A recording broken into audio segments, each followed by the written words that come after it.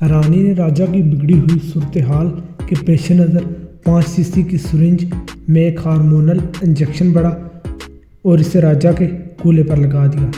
اس کام سے فارغ ہونے کے بعد اس نے اپنے فیملی ڈاکٹر رفیق شیخ کو فون کیا اور حد درجہ گھبرائی ہوئی آواز میں کہا، ڈاکٹر صاحب میں فضیلہ رانی بات کر رہی ہوں۔ جی میڈم، ڈاکٹر نے تشویش بھرے لہجے میں پوچھا۔ سب خیریت تو ہے نا؟ آپ کی آواز سے پریشانی جھلک رہی ہے۔ راجہ صاحب کی طبیعت ٹھیک نہیں، رانی نے بتایا۔ کیا ہوا گلاب صاحب کو؟ میری تو کچھ سمجھ میں نہیں آ رہا، رانی نے فکر مند انداز میں کہا۔ بس وہ تو ہاتھوں سے نکلے جا رہے ہیں، انہیں کیا تکلیف ہے؟ ڈاکٹر نے گہری سنجیدگی سے سوال کیا۔ مجھے ان کے محسوسات کے بارے میں بتائیں۔ پہلے انہوں نے مجھ سے کہا کہ بہت زیادہ بھوک لگ رہی ہے، رانی نے وضاحت کرتے ہوئے کہا۔ ان کا پورا بدن کانپ رہا تھا اور ٹھنڈے پسینے بھی آ رہے تھے، جلد کا رنگ پیلا پڑ گیا تھا اور دل کی دھڑکن بہت زیادہ بڑھی ہوئی تھی۔ انہیں صاف دکھائی بھی نہیں دے رہا تھا۔ جب تک میں ان کے لیے کچھ کھانے کو لے آتی وہ بستر پر گر کر بے ہوش ہو چکے تھے۔ او مائی گاڈ، ڈاکٹر نے پریشان لہجے میں استفسار کیا۔ کیا آپ نے ان کی شوگر چیک کی؟ یہ ساری علامات تو لو گلوکوز کی ہیں۔ جی میں نے ان کی شوگر چیک کی ہے، رانی نے بتایا۔ گلوکومیٹر کیا بتا رہا ہے؟ رانی نے جواب دیا 20۔ اوہ یہ تو بہت کم ہے، ڈاکٹر نے تشویش بھرے لہجے میں کہا۔ راجہ صاحب ہائپو گلائسیمیا کے مریض ہیں، 20 ملی میٹر فی ڈیسی لیٹر گلوکوز لیول تو انتہائی خطرناک ہے۔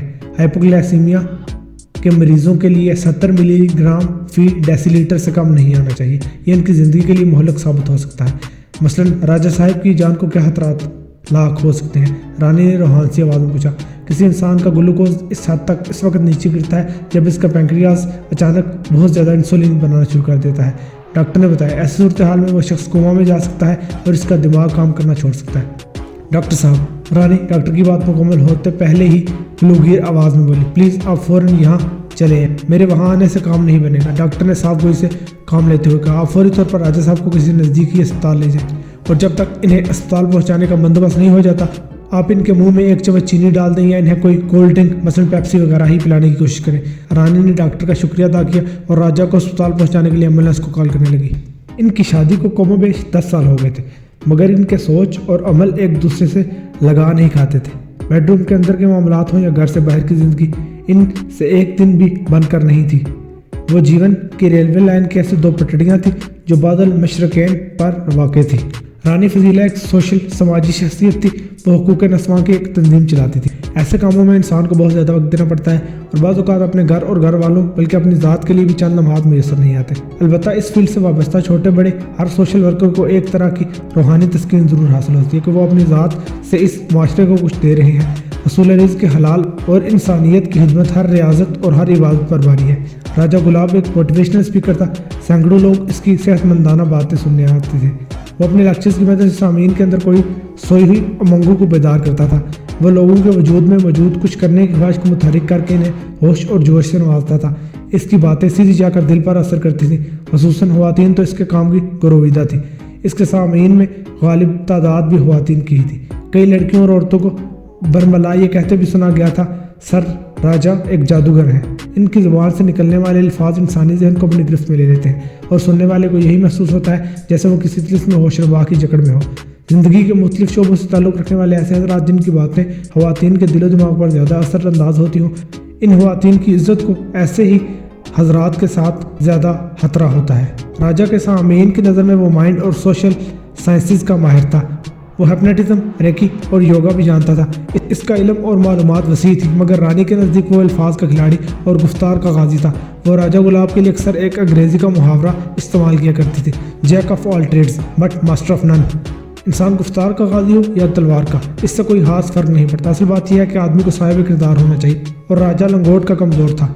رانی کو راجہ کی غیر نصابی سرگرمیوں کی خبر تھی، وہ گاہے بگاہے ایسی غیر اخلاقی سرگرمیوں کے لیے اسے ٹوکتی بھی رہتی تھی، مگر پھر یہ معاملات اتنا آگے بڑھ گئے کہ ایک دن راجہ اور اپنے کسی متاثرہ پرستار کو گھر بھی لے آیا۔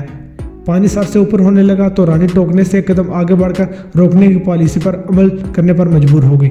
وہ دوپہر کا وقت تھا، دن میں رانی عموماً گھر سے باہر ہی ہوا کرتی، لیکن راجہ کی بدقسمتی کہ اس روز رانی اپنی کوئی ضروری شے گھر بھول گئی تھی۔ وہ مذکورہ چیز گھر لینے آئی تو راجہ کو ایک عورت کے ساتھ کلچھرے اڑاتے پکڑ لیا۔ اس دن ان دونوں کی زبردست جھڑپ ہوئی۔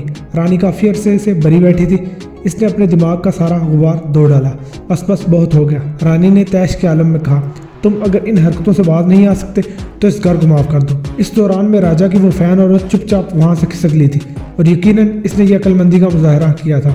اگر وہ ڈٹائی کا مظاہرہ کرتی ہوئی ادھر ہی ٹکی رہتی تو رانی نے اس کی ٹھیک ٹھاک مرمت کر دینا تھی۔ ہمارا میاں بیوی کا رشتہ ایک دنیا دکھاوے کی چیز ہے۔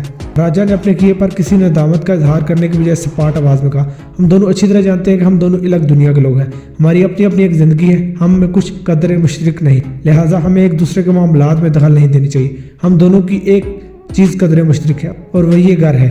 رانی نے مضبوط لہجے میں کہا، یہ ٹھیک ہے کہ ہم اپنے اپنے انداز میں جی رہے ہیں، لیکن یہ گھر ہماری ازواجی زندگی کا امین ہے۔ میں کسی بھی قیمت پر اس کی حرمت کو پامال نہیں ہونے دوں گی، اور اس حقیقت کو تم اپنے دماغ پر نقش کر لو۔ راجہ اسے گہری نظروں سے دیکھتے ہوئے بولا، آج کے بعد تمہارے کسی معاملے میں ٹانگ نہیں اڑاؤں گی۔ رانی نے اس کی آنکھوں میں آنکھیں ڈالتے ہوئے دو ٹوک انداز میں کہا، تمہیں اپنا منہ کالا کرنے کا بہت شوق ہے نا، تو اپنا یہ شوق دل کھول کر پورا کرو، لیکن اس گھر سے باہر تمہاری بد کرداری کا سایہ ان دونوں دیوار پر نہیں پڑنا چاہیے، سمجھ گیا؟ راجہ نے بات ختم کرنے والے انداز میں کہا۔ اس دن کے بعد راجہ نے واقعتاً اپنی اس نوعیت کی سرگرمیوں کو اپنے بنگلے کی چار دیواری سے دور ہی رکھا۔ وہ دنیا بھر کو یہی سمجھاتا تھا، لیکن یہ بات کبھی بھی اس کی سمجھ میں اپنی جگہ بنا نہیں پائی تھی کہ اس کے تمام تر الفاظ اور شخصیت کا جادو رانی پر اثر انداز کیوں نہیں ہوتا تھا۔ 2 گھنٹے کے بعد ڈاکٹر رفیق شیخ نے رانی فضیلہ کو فون کیا اور اس کی ہیلو کے جواب میں ڈاکٹر نے استفسار کیا۔ اس سوال کے جواب میں مانی ہیزی نما تشویش پائی جاتی تھی۔ راجہ صاحب خیریت سے ہیں؟ رانی نے گلوگیر آواز میں جواب دیا، ہی از نو مور۔ اوہ، ڈاکٹر نے متاسفانہ انداز میں کہا، مجھے اس بات کا اندازہ تھا۔ آپ کیا کہنا چاہ رہی ہیں ڈاکٹر صاحب؟ رانی نے الجھن زدہ لہجے میں پوچھا، آپ کو کس بات کا اندازہ تھا؟ میڈم، میرے کہنے کا مطلب یہ ہے کہ جب آپ نے مجھے بتایا کہ راجہ صاحب کا گلوکوز 20 mg تک گر چکا ہے تو مجھے اس وقت یقین ہو گیا تھا کہ وہ اس اٹیک سے سروائیو نہیں کر پائیں گے، کیونکہ میڈیکل کی زبان میں کسی شخص کا گلوکوز 50 ملی لیٹر فی ڈیسی لیٹر سے نیچے گرنے کا مطلب صرف اور صرف موت ہے۔ ڈاکٹر نے وضاحت کرتے ہوئے بتایا، اس لیول پر انسان کا سینٹرل نروس سسٹم کام کرنا چھوڑ دیتا ہے۔ سادہ الفاظ میں یوں سمجھ لیں کہ اس کیفیت میں انسانی دماغ کی موت واقع ہو جاتی ہے۔ پچھلے 3-4 روز سے وہ گھر پر ہی تھے۔ رانی نے نمناک آواز میں کہا، ان کی طبیعت ٹھیک نہیں تھی، وہ کافی دباؤ میں تھے۔ اس وقت تو مجھے آپ بہت زیادہ دباؤ میں لگ رہی ہیں۔ ڈاکٹر نے ہمدردی بھرے لہجے میں کہا، راجہ صاحب آپ کے شریک حیات ہیں، ان کی موت کا دکھ آپ کو لازمی ہونا چاہیے، لیکن حالات چاہے جو بھی ہو آپ کو ایک بات ہمیشہ یاد رکھنا ہوگی۔ کون سی بات ڈاکٹر صاحب؟ وہ پوچھے بنا نہ رہ سکی۔ ڈاکٹر نے ٹھہرے ہوئے لہجے میں کہا، آپ کا گلوکوز لیول ہائی رہتا ہے، جسے قابو میں رکھنے کے لیے آپ باقاعدہ انسولین کا انجیکشن لیتی ہیں۔ ڈائبیٹک افراد کے لیے اسٹریس سب سے زیادہ خطرناک چیز ہے، کیونکہ ذہنی تناؤ سے انسان کا بلڈ پریشر بڑھتا ہے، اور بلڈ پریشر بڑھنے سے لازمی گلوکوز کا لیول بھی ہائی ہو جاتا ہے۔ آپ میری بات سمجھ رہی ہیں نا؟ جی ڈاکٹر صاحب، رانی نے معتدل انداز میں کہا، میں آپ کی ہدایت کو یاد رکھوں گی اور اس پر عمل کرنے کی بھی کوشش کروں گی۔ آل دی بیسٹ، ڈاکٹر نے کہا۔ اس کے بعد ان کے بیچ سیلولر رابطہ موقوف ہو گیا۔ راجہ گلاب نے اپنے موٹیویشنل لیکچرز کی بدولت ملک کی شہرت حاصل کر لی تھی۔ اس کے لیکچرز کی ویڈیوز یوٹیوب چینل پر پڑی ہوتی تھی۔ اس کے فالوورز کی تعداد ملینز میں تھی۔ یہی وجہ تھی کہ اس کی موت کو پرنٹ اور الیکٹرانک میڈیا کے علاوہ سوشل میڈیا نے بھی بھرپور کوریج دی تھی۔ ہر طرف سے اس کی عظمت کے گن گائے جا رہے تھے۔ ایک مقامی موقر اخبار نے تو راجہ گلاب کی ذات کا اس حوالے سے ایک باتصویر فیچر بھی چھاپ دیا تھا، جس کا خلاصہ کچھ اس طرح سے تھا، مردہ دلوں میں کچھ کر گزرنے کی تمنا جگانے والا ایک بے لوث اور ہر دل عزیز شخص اس دنیا سے رخصت ہو گیا۔ راجہ گلاب نہایت ہی حساس انسان تھے۔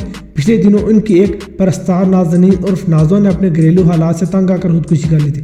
نازو کی موت نے راجہ صاحب کے ذہن پر بہت زیادہ اثر کیا تھا اور وہ اپنے گھر میں بند ہو کر بیٹھ گئے تھے۔ اس صدمے نے ان کی جان لے لی۔ راجہ گلاب جیسا باہنر انقلابی حالات کے مالک بے باک انسان صدیوں میں پیدا ہوتے ہیں۔ اس دنیا سے اٹھ جانے کے باوجود وہ اپنے چاہنے والوں کے دلوں میں اور ذہنوں میں ہمیشہ زندہ رہیں گے۔ رانی نے اس خبر کو کمال تحمل سے پڑھا، پھر مذکورہ اخبار کے ایڈیٹر کو ایک کمپیوٹرائزڈ نمبر سے کال کی۔ اس قسم کے جنریٹڈ نمبر پر رنگ بیک کرنا ممکن نہیں ہوتا۔ رابطہ ہوتے ہی رانی فضیلہ نے گمبھیر انداز میں کہا، ایڈیٹر صاحب، مجھے آپ کے اخبار میں شائع ہونے والی ایک خبر کے حوالے سے بات کرنا ہے۔ آپ کون ہیں؟ ایڈیٹر نے پوچھا اور آپ کے صبر کا ذکر کر رہی ہیں۔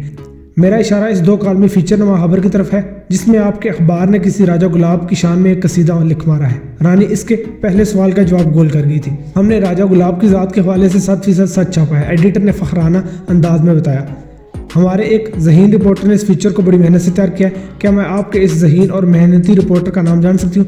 رانی نے سپاٹ آواز میں کہا۔ اس خبر کے ساتھ نعیم شاہ کا نام بھی چھپا ہوا ہے۔ ایڈیٹر نے کہا، شاید آپ نے اس طرف دھیان نہیں دیا۔ میں نے پوری طرح دھیان دیا ہے، اس لیے تو آپ کو فون کر رہی ہوں۔ رانی نے جذبات سے آری لہجے میں کہا، آخر معاملہ کیا ہے؟ ایڈیٹر کی آواز میں الجھن در آئی۔ رانی نے معتدل انداز میں کہا، معاملہ حساس سنگین ہے، کیا آپ نعیم شاہ سے میری بات کروا سکتے ہیں؟ نعیم شاہ اس وقت آفس میں موجود ہے، ایڈیٹر نے بتایا۔ میں اس سے یقیناً آپ کی بات کروا سکتا ہوں، لیکن اس سے پہلے آپ کو اپنا تعارف کرانا ہوگا۔ جس معاملے کا آپ نے ذکر کیا ہے اس کی سنگینی کی نوعیت کا بھی بتانا ہوگا۔ میں آپ کے دونوں سوالوں کا جواب دوں گی، رانی نے ٹھہرے ہوئے لہجے میں کہا، لیکن اپنی بڑاس نکالنے کے بعد آپ نعیم شاہ کو اپنے پاس بلا لیں۔ I am sorry madam. Editor نے مدد خواہانہ انداز میں کہا، آپ بڑے پورے اسرار انداز میں بات کر رہی ہیں، اس لیے میں نعیم شاہ سے آپ کی بات نہیں کروا سکتا۔ آپ کو جو بھی کہنا ہے وہ مجھ سے کہہ دیں۔ اگر آپ کے بیان میں نعیم شاہ سے متعلق کوئی بات ہوئی تو میں آپ کا پیغام اس تک پہنچا دوں گا۔ یہ بھی برا آئیڈیا نہیں، رانی نے مفاہمانہ انداز میں کہا، میرا مقصد اس سے بھی پورا ہو جائے گا۔ لمحاتی توقف کر کے اس نے ایک بوجھل سانس ساری کی، پھر 2 ٹوک اور 90 تلے انداز میں بتا لے، یہ ٹھیک ہے کہ مرد طبعاً عیاش ہوتا ہے، اگر وہ خواتین کے جرمٹ میں گرا رہے تو اس کی عیاشی کی کوئی حد نہیں رہتی، لیکن عمر کے معاملے میں تو تجدید ہونا چاہیے نا۔ نازو ایک معصوم اور کم عمر لڑکی تھی، ایک درندے کی ہوس کے نتیجے میں اسے اپنی جان پر کھیلنا پڑا۔ اس بیچاری کے پاس دوسرا کوئی راستہ نہیں تھا اور آپ لوگ اس کے قاتل کو اپنی خبروں میں ایک ہیرو بنا کر پیش کر رہے ہیں۔ آپ اپنے رپورٹر نعیم شاہ سے کہتے ہیں کہ آپ کے اخبار کے آفس میں اردو کی کوئی لغت رکھی ہے تو اپنی ذہانت محنت کا عشر اشیر اس لغت کے مطالعے پر بھی صرف کر دیا کرے۔ اس کار مفید سے خطاؤں میں واضح کمی واقع ہوگی، کیونکہ وہ سانس ہموار کرنے کے لیے تمہیں پھر زہر میں بجھے ہوئے الفاظ میں اپنی بات مکمل کر دی۔ لفظ بے باک کا مطلب صرف بے خوف، بہادر اور نڈر ہی نہیں، اس کے معنی بے حیا، بے ادب اور بے غیرت کے بھی لیے جا سکتے ہیں، اور آپ کے ہیرو راجہ گلاب پر بھی یہی معنی فٹ بیٹھتے ہیں۔ میڈم کم از کم آپ مجھے اپنا نام تو بتا دیں، ایڈیٹر نے اضطراری لہجے میں جواب دیا۔ جواب میں رانی نے لائن کاٹ دی، اس اعتماد اور یقین کے ساتھ کہ کمپیوٹر جنریٹڈ نمبر کو ٹریس یا ٹریک نہیں کیا جا سکتا۔ اس اخبار کے ایڈیٹر سے بات کرنے کے دوران میں رانی کے سر میں درد ہونا شروع ہو گیا، جو کہ بلڈ پریشر بڑھ جانے کی واضح علامت تھی۔ ان لمحات میں رانی کے حافظے میں اپنے فیملی ڈاکٹر کی ہدایات تازہ ہوگی، مجھے فوری طور پر بلڈ پریشر کی گولی اور آدھا cc انسولین لینا چاہیے، ورنہ میری طبیعت خراب ہو جائے گی۔ اس نے خود کلامی کی اور اپنا میڈیکل باکس کھول لیا۔ سب سے پہلے اس نے میڈیکل کٹ میں سے بلڈ پریشر کی گولی نکال کر کھائی، پھر سرنج اور انسولین والی وائل اٹھائی۔